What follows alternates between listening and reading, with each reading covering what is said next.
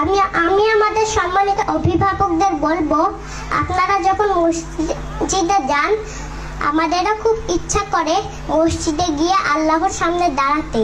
আমরা একটু দুষ্টুমি করি বলে আপনাদের মধ্যে অনেকেই আমাদেরকে মসজিদে নিয়ে যেতে চান না। কিন্তু এখন থেকে যদি আমাদের মসজিদে যাওয়ার অভ্যাস গড়ে না ওঠে, তাহলে কিভাবে আমরা একজন সাচ্চা নামাজি হব? তাই আপনারা যখন মসজিদে যাবেন, আমাদেরকেও সঙ্গে নিয়ে যাবেন।